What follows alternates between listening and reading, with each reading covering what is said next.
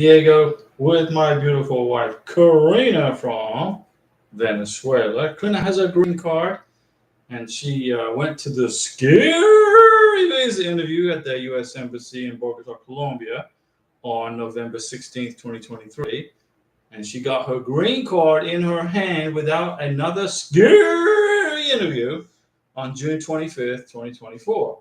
So you guys can do the math and figure out how long it took from November 16th, 2023 to June 25th, 2024. That's how long it took to get her green card from the visa interview. Her NOA-1 letter was dated back in April 18th of 2022, and her NOA-2 letter was May 30th of 2023. So it's not a fast process back then, but now the process is very quick. Things are getting turned around. You're getting NOA-1 to NOA-2 letters in a couple of months, 2, 3, 4, 5 months, 6 months. And somebody posted a message on YouTube saying they have been waiting a year for their green card to get adjudicated. Well, there's something wrong somewhere, because it doesn't take a freaking year to get your green card. Okay, it takes between 3 to 6 months. So something happened, whether it was mailed to they moved. So if you move and you don't tell immigration that you moved, and then they mail your paperwork to the old address, and then they can't find you, that's how stuff gets lost. That's how NOA-2 letters get lost. That's how green cards get lost. Okay? If you move, if you can, it's not against the law to move. If you do, you got to tell immigration where you're at. Because if you don't, well, they're not going to know how to reach you. And you could have your green card denied. You could have all kinds of stuff going on. And another person sent me a message saying that their immigration attorney submitted all this incorrect paperwork and forgot paperwork and submitted incorrect numbers for the passport number. Okay? Ladies and gentlemen, boys and girls, I'm not an immigration attorney, but filling out a K-1 visa application is easy. Filling out a green card application is easy. It's not difficult. You don't need a freaking immigration attorney to do it. And when you hire these incompetent people, now not all immigration attorneys are bad. I'm not saying that. There's some really good ones out there that really do a great job. But there's a few that just do a crappy job. Like this gentleman now, he got an RFE. Where's this paperwork? You forgot to include this paperwork. He's like, wait a second. I didn't submit this paperwork. My immigration attorney did. So his immigration attorney forgot to include paperwork, messed up the passport number, got his beneficiary's name wrong, spelled stuff wrong on the K-1 visa application. And now what happens is it costs him about maybe 6 weeks of delay, because he's got to go back and fix all this stuff. If you have an immigration attorney, okay, that's fine. But you really don't need one. Francois Livingston, good evening, Diego and Karina and Tokyo. Now, Francois is in upstate New York. She's just about done her DS-160 with her future husband. And Tokyo, our cat, who Karina brought to Florida with her from Colombia, is right out here. He's laying on the floor. He's lazy today. He's like, man, it's hot. So he's being lazy. Greg Lamping, good evening, Diego and Karina. My wife just had her biometrics appointment today. How long to the green card? Well, let me give you a Mountain Dew salute for getting the biometrics done, Greg. And Chris Foley sent a message, but what was it? You deleted it. Okay, Greg, congratulations, Mountain Dew salute. And how long does it take to get the green card? It's going to take between 3 to 5 months. It all depends on how strong of a green card package you put together. How strong was your green card application? Was it very, very strong? Lots of evidence? Is your new wife, is she on your bank account? Is she on the electric bill? Is she on the water bill? Is she on the trash bill? Did you put her on the title to your car? Is she on the deed to your house or the lease agreement to your townhome or apartment, or wherever it is? Did you get her a Sam's Club card? Did you get her a BJ's Warehouse Club card? Did you get her a debit card, a credit card with her name on it, and make a copy of your credit card and her debit card and credit card in the same photo? How strong was your green card application? If it's strong, did you include pictures of your wedding? You got married? Within 90 days, did you put pictures of your wedding in there? 20, 30 pictures? Did you go on a honeymoon? Did you put pictures of the honeymoon? Have you got, I mean, it all depends. If you put together a strong green card application like Karina did, she got her green card in like 2.5 months. In about 2.7 months. Chris Foley, Diego, we are waiting on lab results in Colombia. The lab results finally came in after 58 days. Dang. How long will it take for the doctor to send the results over to the embassy? Usually a couple of days, but you need to get in touch with the doctor and ask them to please submit the paperwork. Do a follow-up with the doctor in Colombia and say, hey, please, can you follow up? Can you please get this information to the embassy? Okay. Francois, Diego, my fiance, asked his brother in Morocco to get his childhood vaccination record. Man, Francois, you're a top of the class always. You're a top student in this class. That's good. The same brother mailed the birth certificate and school transcript today. Going to take 10 days to get them. Mountain Dew salute, Francois. Get those vaccination records, and then your beneficiary will take them to the civil surgeon for the medical exam in the United Arab Emirates. Okay. The civil surgeon will look at the vaccination records and say, okay, this is good, but you're missing this one, this one, this one. You can either get them done in the United Arab Emirates, or you can get them done in the United States. But do not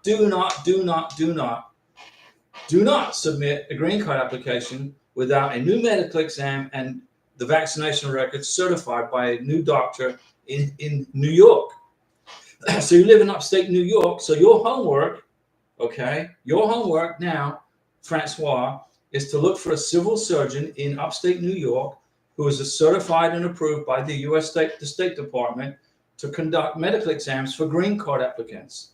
Repeat the medical exam, and then the civil surgeon can look at your new husband-to-be's vaccination records and say, okay, everything's good, but he needs this, or he needs this, or he needs this. You got it? You got it, Francois? Ro Figueroa. Look at that super chat from Ro Figueroa. Hi, Diego and Karina. Fixing the mistakes the lawyer did on my application. Ro Figueroa. We'll send the RFE back with all the information. Thank you for everything. Ro Figueroa. Get rid of that freaking immigration attorney. Mountain Dew salute for that super chat, by the way. But you got to get rid of that immigration attorney. You got to write a letter to immigration, although it's probably a bit late now. I don't know. But you got to fire the immigration attorney. And then you got to notify USCIS in letter that you have fired your immigration attorney and you are now in control of your K-1 visa application. So there won't be any more problems, okay? Because you're going to be on this channel and you're going to be asking me how to do it, and I'm going to get you the right answers, okay? Let me see, Francois. Well, when you tell me to do something, I get it right on it. No time to waste. Francois, you got it. There's one here in the town I live. Okay, Francois, fantastic. Make sure, Francois, you talk on the phone to that doctor's administrative assistant and you ask that person, are you certified by the U.S. State Department to conduct green card medical exams? Okay. Got it, Diego. All right, Francois. Chris Foley. Thus, how long will it take once the embassy receives the medical for the visa to be processed? Probably about a week. About a week. Okay. But you got to stay in contact with the U.S. Embassy in Bogota, Colombia. You got to send them an email. Here's what I would do, Chris. Send an email to the embassy with the receipt number in the subject line of your NOA2 letter and say what you told me, okay, that you got everything fixed. You got the medical results done. You got the medical exam results done. The doctor has them, and you're just waiting on the doctor to submit the results to the embassy. Send that email to the embassy in Bogota. That keeps your NOA2 letter from going out of sync. You got it? From expiring. So, Chris Foley gets a Mountain Dew salute, and Ro Figueroa gets a Mountain Dew salute, and everybody's on track for their green cards and their K-1 visas, right? You're all on track. I don't want you to make any mistakes. It's not difficult to do. Francois Livingstone, on the DS-160, there is a question that says, do you have documentation to establish that you receive vaccinations in accordance to U.S. law? You put yes. You put yes. What was that, an email from somebody? Who's that from? Oh, it's the Department of Business and Regulation. That's my real estate license. Yeah, you put yes, he has. Because by the time you go apply for the green card, he will, right? Once you get the vaccination records from Morocco, the civil surgeon in United Arab Emirates is going to look at them. And if there's anything missing, the civil surgeon will tell you what's got to be done. And then your future husband can go find a doctor in the United Arab in Dubai. Say, hey, I need some vaccinations. Boom, boom, boom, boom, boom. Update the vaccination record. Okay, you got it, Francois. Ro Figueroa, yeah, I fired her. Good job. I sent a letter to USIS like you advised. NOA 1, August 30th, 2023. NOA 2, March 18th, 2024. Case sent back to USIS with an RFE. Let me see here. Got it. But now you fixed it. You got rid of the incompetent immigration attorney. You listened to me, right? And now you have fixed the problem. And now all you're going to do now is wait for your NOA 2 letter, or basically probably what you're going to be waiting on, Figueroa, is you're going to be waiting for an email saying that USIS has forwarded your case to the National Visa Center. Okay, that's what you're waiting on. As long as you put in that RFE everything they needed, all the information that they needed, that they asked for, as long as you included all that, then you're good to go. Then you'll just wait. You're just going to be waiting for the NVC welcome letter, the K1 FTP email. It doesn't come in the mail. It's a letter. It comes via email. Chris Foley, she already had the interview. Okay. The embassy said all we need is the medical results. Oh, gotcha. Right, Chris, I understand. So you had the visa interview. You're just waiting on the medical results. Well, what you need to do is email the embassy and say that the doctor has got the medical results, and that you are now just waiting for the doctor to forward the medical results to the embassy. Notify the embassy that you have that information. Put the receipt number of your NOA 2 letter in the subject line. If you do that, that keeps your NOA 2 letter active so it doesn't expire, and it also makes sure that the embassy knows that the results are in, and now the embassy is going to be waiting for the doctor to submit them to the embassy. And then you've got to then contact the doctor and say, hey, please, when can you submit the medical results? Because as soon as the embassy get those medical results, if you've already had an interview, it's going to be quick. You're going to get it done quick. What's the email? The email to the U.S. Embassy in Bogota, Colombia. I'll look it up for you. I'll find out for you. I can't remember off the top of my head. And I'm not ignoring you guys, okay? Let me see. In Bogota, I've got the emails in here too from Karina's K1 visa. So I'll get them to you. DS Tired 63. You're tired 63. Come on. DS Tired 63. So 63 what? Is that 1963? So what are you? 62 years old and you're tired? Come on now. Get with the program. Hola familia. Ro Figueroa. They just asked me for page 5 that was missing, but I will include page 3 and 7 because the lawyer wrote my date of birth incorrectly and my fiance's passport number and expiration date. Yeah, you got to put that. Yeah, include those too so they can fix the whole dang package. Your immigration attorney is a total screw up. Okay? Chris Foley, thank you. All right, no problem. So we're looking for the email to the U.S. Embassy in Bogota. Let me see. I'm trying to remember what it is. I used to know it off the top of my head, guys. I used to be able to know what it was off the top of my head. But let me look in the email block. I'll just look in here. But I'll get it to you by the end of the live stream. Let me see here. No, I went and put everything onto a disk. So I'll have to look it up for you. I'll get it for you, Chris. Don't worry. Bud Garcia. Hello, Diego and Karina from Washington State. Now, Bud, your fiance is in Thailand. She just passed her visa interview, right? She just got through that stage, and you're just waiting for the K1 visa to be embossed into her Taiwan, into her. I said Taiwanese in your Thailand passport. But let me find this email address. It's very important. I can't remember what it is off the top of my head. I should know what it is because I wrote to him so many freaking times. You know, I sent him so many emails, but maybe you could find it. Can you find it? Por favor, bisco para correo electrónico para ambas Estados Unidos. Gracias, muy bueno. Okay. ¿Tú entiendes mi español? Okay, Karina's looking for you. Okay. Pero correo electrónico. No, okay. ¿Dónde? Número. Yeah, gracias. Harold A. Hey, Diego from Sacramento, California. And Ro Figueroa, at least the lawyer reimbursed my money, but my case was delayed significantly. Well, you're going to get a Mountain Dew salute for getting your money back from that idiot, in my opinion. Okay. You can call her an idiot for me if you want to, because the process isn't difficult. But I'm glad you got your money back. But it definitely messed up your timeline for your processing time. You should already have been getting ready for a visa interview already. But your immigration attorney put you back a long time, and that's unacceptable. Okay, so I would be looking at filing a civil suit against her to reimburse you for your lost time, not just the money, because it costing you time, and time is money, right? And it's emotional damage. You could be getting emotional damage and time apart from your fiance because unnecessarily because of this idiot.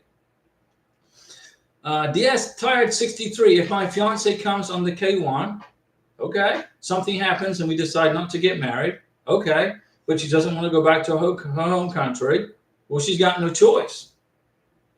She has no choice. If somebody comes to the United States on a K1 visa, and then all of a sudden you decide you don't want to get married within those 90 days, that person has to return back to his or her home country. There's no choice. There's no, oh, I like it here in America, but I don't want to get married. I'm just going to go live in Tennessee. It don't work like that. Am I legally, financially responsible for her? Yeah. As long if you sign the I-864, you're only legally responsible for your fiance if you adjust status for green card and you sign form I-864. When you apply for the green card, you fill out form I-864, the affidavit of support. That says you are promising to financially support your wife or husband, all right, and the kids. That's for 10 years or until the person becomes a U.S. citizen or unless they return back to their home country. If somebody comes to the United States on a green card, on a K1 visa, and they decide that you both of you don't want to get married, that's fine. But that person has to go back to her home country. She cannot stay or he cannot stay in the United States. That person will be considered an illegal immigrant out of status. And then Homeland Security will be looking for that person. And when they find that person, they will put him into an ICE hold, put him in a cell, and then deport him. And then that person, because they were out of status, they will not be allowed to ever come back to the United States on any kind of visa. And Karina, I think she found she's looking for let me see. No, not that one. This is the email address to the embassy. No, it's not that one. Okay. No, gracias. She's looking for me. We'll find it. Okay, we'll find it. That's not it though. No problem. So, DS Tired 63. You're not legally responsible for your beneficiary if you don't get married and you don't sign form I-864.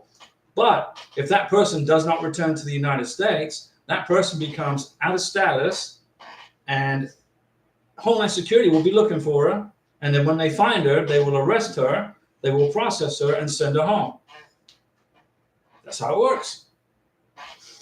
Bud Garcia. Is it normal when I check the status, it shows refused? It shows refused because they haven't processed it yet, bud. Karina said refused in her status too, after it was freaking issued. I mean, after it was approved, excuse me. Then it said refused because they had to reprocess her K1 visa because we had to get an Interpol police certificate. It says refused. It doesn't say denied. It just says refused because they haven't put it in her passport yet. Don't worry about it. It's all good. You're good. You are good. Francois, all done with the DS-160. Uploaded my fiance's passport picture. Good job. And all I have left is to review the whole thing, and then it goes to the embassy. Yeah, review it, and then submit it. And don't forget, Francois, make sure you print the confirmation page. I would say 3 of them. One for the DS-160, one for your records, okay? One for the embassy. Let me see here. Francois, did you say you can make corrections before submitting the form? You can go back and make corrections, yeah. But if you submit it, that's gone. It's done. Let me see. Hamid, hi Diego and Karina, how are you? We're good. Thank you. How's you and your family? If you bring someone to the United States on a K1 visa and it didn't work, how long you have to wait to do another K1 visa? 2 years, 24 months. You got to wait 2 years. Okay. Mountain Dew salute to Bud Garcia. Okay, thank you, Diego. You're good. If you get married on a K1 visa, it doesn't work out, you get a divorce, whatever, the person goes back to her home country or stays, whatever, you cannot apply for a second K1 visa until 24 months have passed. And that includes the same person. So let's suppose you put a K1 visa together and you bring somebody to America, and then you decide not to get married, and then the person goes back to her home country, and then all of a sudden the person changes their mind and they want to get married. They want to repeat everything over. You got to wait 2 years. You're allowed 2 K1 visas. Okay. The second K1 visa, you get classified as a multiple filer. On your NOA2 letter, when you file for your second K1 visa, you look on your NOA2 letter in the small print with a magnifying glass. It says you are a multiple filer, which means you're done. You've maxed out. Okay? You have to wait 2 years before you can resubmit a new K1 visa application. All right? You got it? You got it? Hamid. This is easy stuff, folks. And this is your YouTube channel. I know the answers to everything. I've been there. I've been done that. And I've probably experienced what you are going through. Whatever it is you're going through, we have experienced it. Whatever you're stressing out on, we have already stressed it out for you. Whatever you don't understand on the paperwork, we've gone through it. We've figured it out. And now we understand. I can help you with this process for free. Okay? Doesn't cost you a penny to watch the channel and to learn about how to do this K1 visa process. The number one thing is you got to be patient and you got to qualify for the benefit. So what? Be patient, qualify for the benefit, don't stress it. And if you get an RFE, more than likely it's because you missed something or you forgot something or you filled out the paperwork incorrectly. If you fill out something incorrectly, just fix it. When you get the RFE, an RFE is a request for further evidence, okay? What is a request for further evidence? It's where you're missing something from your K1 visa application. You forgot something. You screwed up something. All they're asking you to do is fix it. Once you fix it, then your process continues. But when you're in an RFE mode, your K1 visa is in limbo until they receive the paperwork that they asked for. Then the process commences again for you. Francois, so I'm clear on this. After uploading the picture and you review the whole thing, you can make changes. Yes, you can. I know that once it is submitted, there's no going back. If you submit it and you made a mistake, after you submit it, you can redo this DS-160 over again and resubmit it. Okay? But immigration don't like that. They don't like it if you do that, because they get your first DS-160 and then they review it. And then all of a sudden you send them a second one because you messed up on something. And then you go, man, what the heck? They have to take the second one. The first one you sent gets shredded. Then they look at the second one. Okay? So relax, Francois. The secret to the DS-160 is don't make any mistakes. Remember all those months when I just watched the live chat and had no questions? I'm making up for it now. Mande salute for Francois. He's making up. En pasado, Francois habló para mí aquí. No preguntas, no. Señora, escucha. No, nada. No incluso. Ahora, muchas preguntas. Muy bien. Very good, Francois. You just need to change the answer for the vaccinations. Get on it. Fix it. You got it. That's an easy fix, right? We fixed the passport thing, right? Now, what does DS stand for? You're telling me you're going to do it. You're filling out a DS-160. What does DS stand for? Does anybody know? Do you know what it means? I'll tell you. It means Department of State. Hey, Francois, look at you. Man, she's top of the class today. She's top of the class. Yeah, a DS form is a Department of State form. Who controls the K1 visas? Who controls all this? Who issues you the K1 visa? The State Department, the U.S. government. The U.S. State Department issues you the visa via the embassy. And they trust their consular officers, okay, to be, sincere and to look at your visa application as a neutral party. Remember, the embassies are not trying to block you from getting your K1 visa. They want you to come to America and get married to your beneficiary, your sponsor. They're not trying to block you. But if you don't qualify for the benefit, if you mess up the paperwork, if you don't make enough money and you don't get a joint sponsor, it's okay. If you don't make enough money to sponsor somebody, it's okay. It's all right. It's okay. Get you a joint sponsor. Okay? Immigration, what if immigration said, okay, if you don't make enough money, tough. If you don't make enough money, tough. You can't bring the person to America. But no, they don't do that. They say, okay, your income's not sufficient. They give you an opportunity to find somebody to help you, right? So it's not like they're trying to stop you from coming to the United States. But remember, the embassies have to follow congressional law. The U.S. Congress put together this K1 visa process. They made it a law where you can come to the United States. It's not a right. It's no derecha. It's a benefit. It's not a right. If you marry an American citizen, okay, Mr. Beneficiary, Miss Beneficiary, you don't have a right to come to America just because you married an American citizen. You don't have a right. You have a benefit. So the U.S. government put this process in place to help you. But don't think that if you're coming to the United States on an IR1 or a CR1 spousal visa, it's my right to be in America. I'm married to an American. The Border Patrol is going to laugh at you. They're going to go, oh, really? Okay. Well, you ain't coming in. Do you understand? You got to be respectful to the process. And if you are, you'll get your visa. Did you meet each other? Have you been in each other's presence within the last 2 years before you filed for the K1 visa application? That's number one right there. Francois, look at that super chat. Francois, can say thank you enough? Francois, we're going to pull you over the finish line. We're dragging you over the finish line, Francois. We're pulling you over the finish line. Harold A. There you go. There's 70 questions out of 70 questions. How many questions do you think they're going to ask her? Probably 5 or 6. Probably the max 12. Max 12, minimum 5. 3 to 5. Minimum 3 to 5, maximum 12. They asked Karina the full 12 questions out of the 70 questions. They asked her 12 questions. She got the full-blown interrogation. Why? Because Karina lived in Colombia for 6 years, but she's Venezuelan.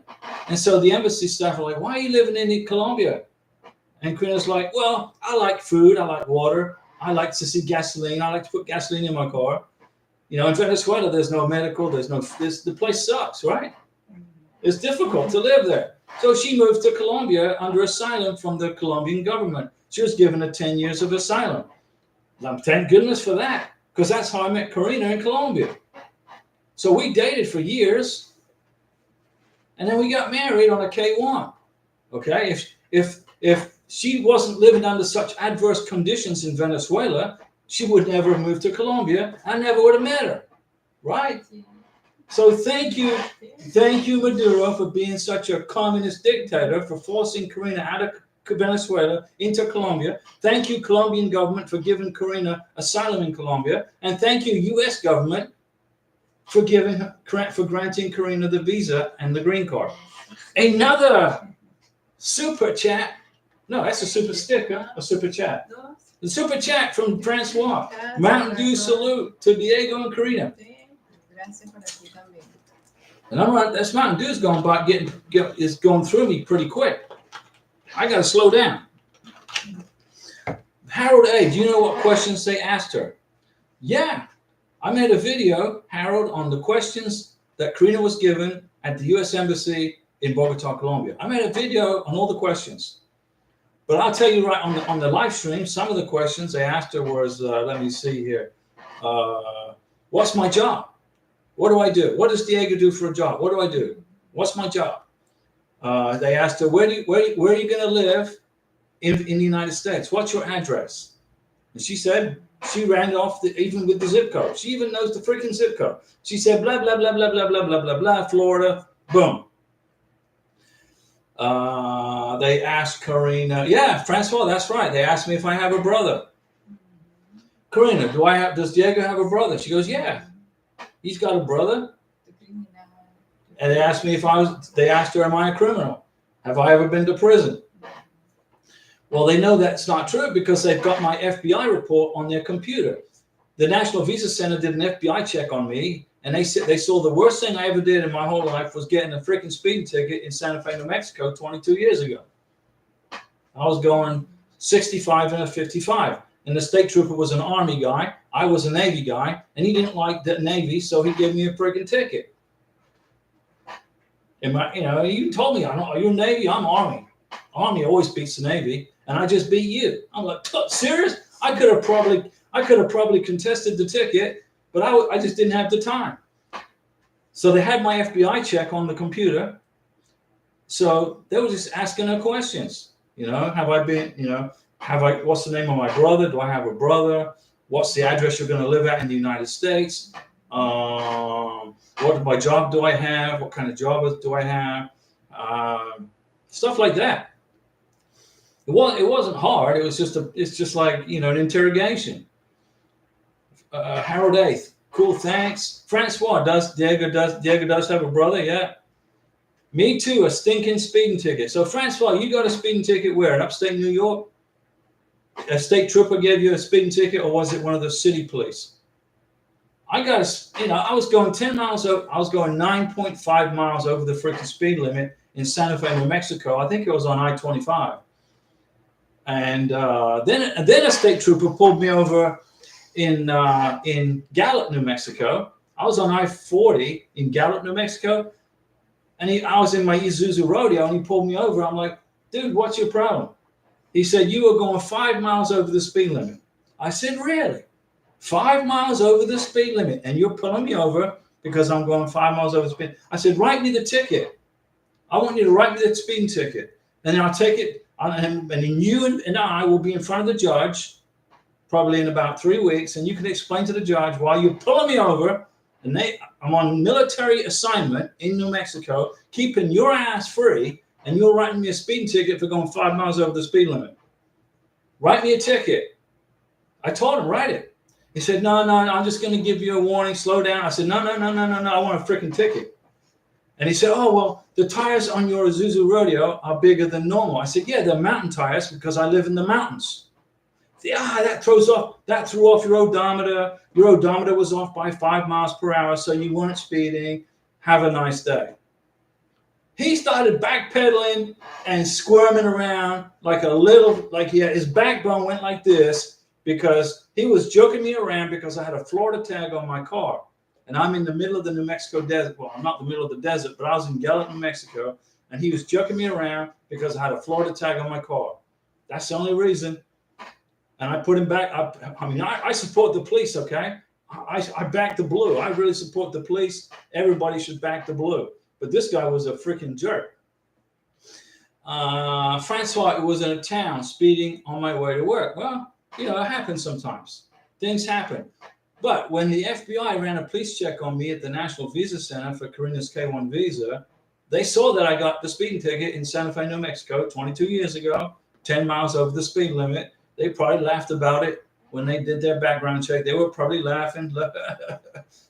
But you got to remember, guys, when you go through this immigration process, the sponsor gets investigated thoroughly. Okay? If you stole a comic book from the 7-Eleven when you were 6 years old, the FBI is going to know about it. So if you have a criminal record, if you got stupid stuff in your record, just make sure you include the court documents when you apply for the K-1 visa. You're not going to get denied a K-1 visa with a criminal record unless it's for like domestic abuse or domestic violence against women and children, something stupid like that, something horrendous like that. But if you got jail time because you spent the night in jail because whatever, something stupid, as long as you get those court documents and the disposition of the case and include it in your K-1 visa application, you won't have any problems. Okay. Now that's not legal advice. I'm not an immigration attorney. Okay, guys. I'm just giving you advice from what I know from the K-1 visa application. So Francois got a speeding ticket for speeding on her way to work. So there's a secret here. Okay, if you're late for work, it's better to be late for work and explain it to your boss than to be paying a freaking speeding ticket. Because then you get double trouble, right? Right, Francois? Now, you guys are going to get your K-1 visas. You're going to get your green cards. The green card processing time is like between 3 to 5 months. It all depends. It all depends on how strong of a green card package you put together. Okay? You're going to get your K-1 visa approved within probably 3 to 7 months, somewhere in there, NOA 2. Once you get the Notice of Action 2 letter, then the Service Center will mail your package off to the National Visa Center. Remember, the National Visa Center cannot approve or disapprove visas. Okay? Only the USCIS Service Center and the embassy can do that. So when you get your K-1 visa package sent to the National Visa Center, if the National Visa Center see any problems, they'll send it back to the Service Center. If there's no problems, they send it to the embassy. And then you get a case number and hopefully an invoice number also, because you're going to need that to process the paperwork for the scheduling of the visa interview. Who schedules the visa interview? The sponsor should be in control of this. I scheduled the visa interview for Karina. I scheduled the biometrics. Karina scheduled the medical exam. I used my email address for everything. Okay? Francois Livingston, before I forget, my fiance went to the Moroccan embassy and picked up his police report from Morocco. Good. Here's the kicker. The report has an expiration date for December 9th, or is that September 12th? I'm going to, what is that, September 12th or December 9th? How do you write your dates? I mean, I'm so used to being in Colombia. Everything's backwards in Colombia. Everything's back. I can't remember how to write a date. Honestly, even the time, the date, everything's backwards. December 9th, 2024. Mount du Salut, Francois. December 9th. He'll be in the United States before December 9th, okay? And remember this, Francois, you do not have to include the police certificate when you file for the green card, okay? The police certificates are only going to be used by the consular officer at the embassy interview. When you file for your green card, you don't have to put any police certificates in your green card application. You already made it through that part of the phase at the embassy. The sponsor, the U.S. citizen sponsor, does not have to get an FBI check done for the green card application. It's already been done. Francois, it's all in Arabic and French, so here comes the Spanish group. You got to get it translated into English, Francois. If it's in Arabic and French, man, that's interesting. I've never seen a document with 2 languages on it. That's pretty interesting. but you're going to need to get it translated. When you remember, Francois, when you translate the document, when they send you the translation, at the bottom of the letter of the translation, it's going to give you an ATA number. Immigration's going to look for the ATA number. Okay, that's why I recommend the Spanish group as a translation company. They don't pay me to say that. Okay, the SpanishGroup.org. I'll write the company name right here. They're in California. SpanishGroup.org.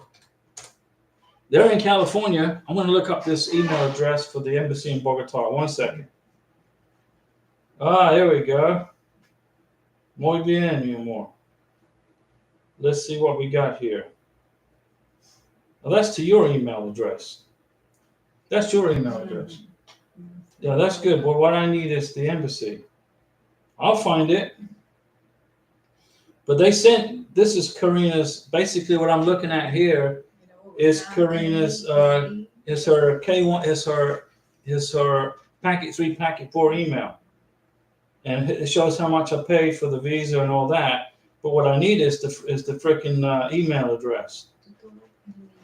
Huh? No. I can't. We'll find it. Ray Ramirez. Hi, Diego and Karina. What's going on, Ray? Yeah, what I need, mi amor, is the correo electrónico para Embajada en Bogotá. Este is too. Okay. All right, Karina. She knows what's going on. So what's going on, Ray Ramirez? How is your family? How is everybody? We're trying to find this email address to the U.S. Embassy in Bogota. It's in here somewhere. I know this is probably a good place to look right here. You know, but I think I've got a feeling that it's I don't know. I may have to just get it for the next live stream. Honestly, I'll get it for you, Ro Figueroa. Francois, Diego, one can find the embassy's emails on the Department of State website. Yeah, you can, but I'm giving him the backdoor email, okay? I'm giving him the email where he can just directly go to them and not worry about it. That's what I'm looking for. That's the email I'm looking for. And I know I've got it here. Let me see. Let me type in this. Karina's doing a pretty good job. She found it. But it's not the one I'm looking for. I've got the embassy one, but it's not the one I want. So I might have to just do it at the next live stream, guys, because I don't see it here. Because what I'm seeing is the email for the American citizens, not for the immigrants.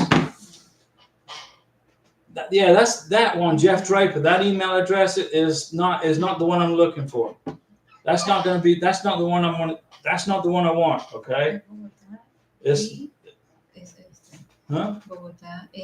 not the email address I'm looking for. It's another one. Frederick Rainey, K1 visa status, his application received. How long of a wait we have to receive K1 visa so fiance can come to the USA? So you got ready status, basically is what you got. Now you got to tell me what country, and you got to tell me what country your beneficiary is in. And you need to tell me, let me see here. So what you got ready status, that's all. So which country? Frederick?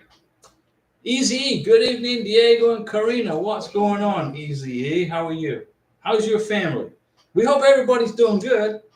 You know, I'm just waiting on questions. I wish I could find this email. The one that you wrote down there, let me see. Jeff is good, but it's not the one I want. Okay, I want the other one.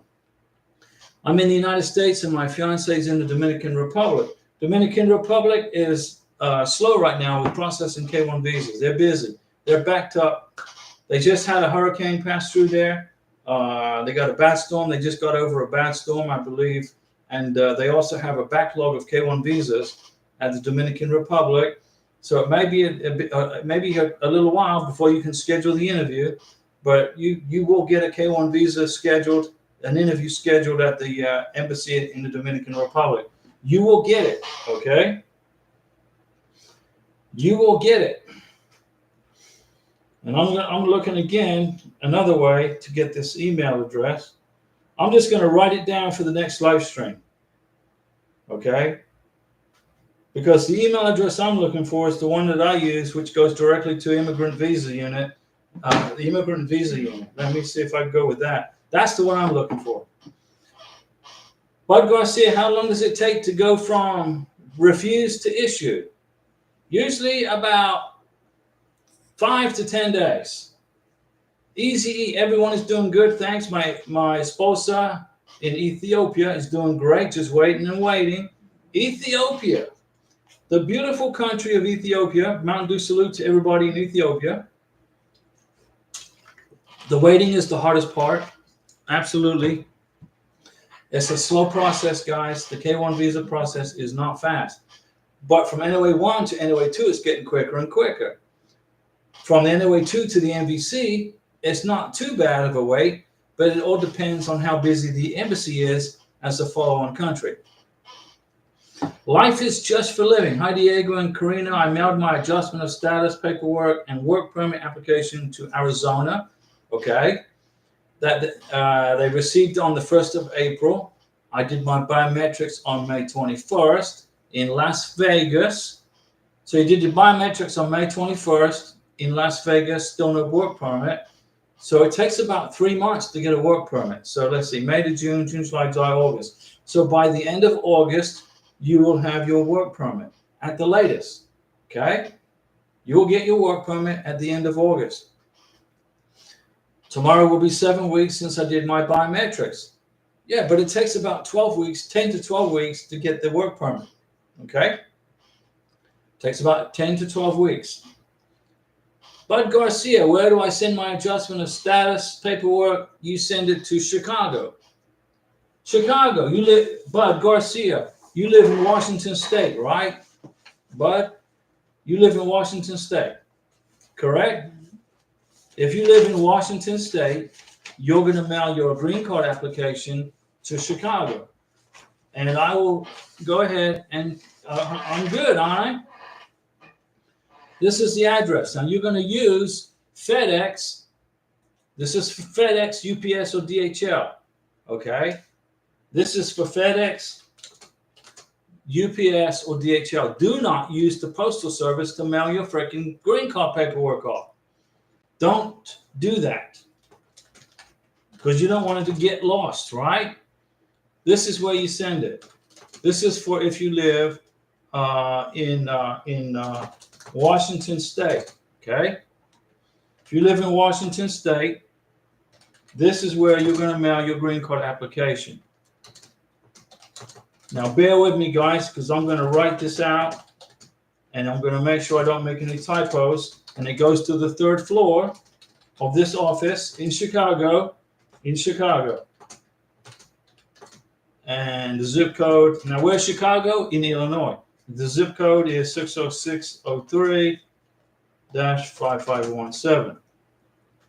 Okay, if you live in Washington State, this is where you're going to mail your green card application, bud. Ray Ramirez, got a big question for you. Have you heard from Biden's new immigration law if the spousal visas are much faster now? Well, President Biden, okay, doesn't control K1 visas, spousal visas, green cards, or anything like that. The Congress of the United States controls that process through congressional law. The President of the United States does not. Okay, let me see here. Where's that question at? So the question is, have you heard with Biden's new immigration law if the spouse or visas are much faster now? No.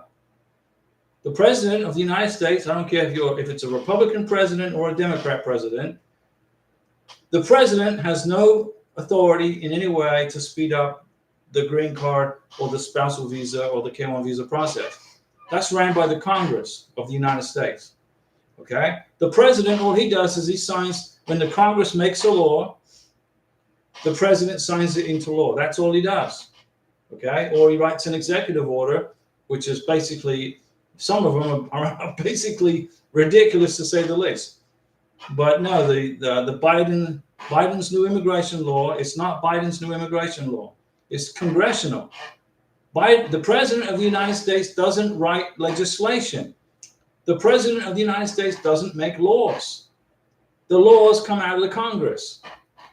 And I haven't seen it. And if Congress has written a new law for Biden to sign, okay, that will speed up the process. Well, let's hope so. But the thing is this, you got to have people working at immigration to process the paperwork, right?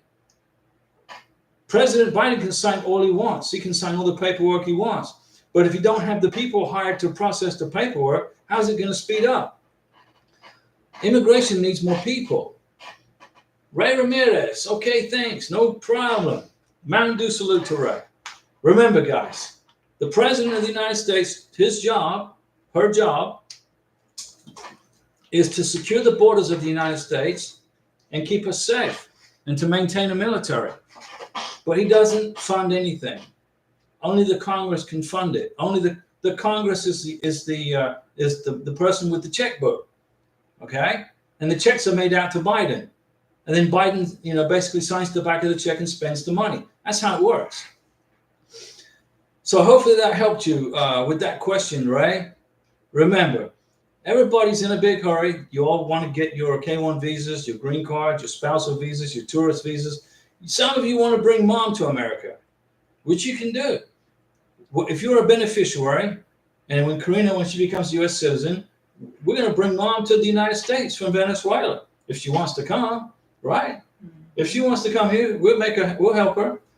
Okay? So there's a lot of benefits. There's a lot of benefits about becoming a U.S. citizen. Let's see. Francois, thank you so much for the guidance tonight. Greatly appreciate it. Francois, thanks for the super chats. I get to feed Karina Hardy's breakfast next week. She loves those big breakfasts she likes the bacon. We tried the big breakfast with the sausage, but she didn't like the sausage. She likes the bacon. Chicharron? Is that correct? So that's what we do. And Mountain Dews, obviously, too. And I'm going to look one more time. I wish I could find that email address, guys. Let me see. I don't know where it is. But I got it on my flash drive and on a memory stick. And I'll get the email address for the next live stream. Francois, when you get your beneficiary to the United States, you get married up in upstate New York. I hope you start looking at moving to Florida or Texas or Nevada or somewhere so that you get a nice big pay raise, because right now you're paying so much money in taxes to the state of New York. I'm trying to save you some more money. Frederick Rainey, my fiance is done with the interview and doctor appointment. Paperwork and visa was given to the embassy after the interview she had at the end of May. Sorry for including this. So Frederick, at the end of May, she had her visa interview. Now we're in what, July 8th, 2024? So she should have already been issued her K-1 visa and her passport. Francois, that's the future plan, Diego, God willing. Yeah, get out of upstate New York. New York, the government, the people. I lived in Staten Island, okay? My aunt, she worked in the World Trade Center. We're talking 1982 now. And I used to ride the Staten Island ferry to Manhattan and go visit with my aunt in the World Trade Center. She worked on the 80th floor of the North Tower.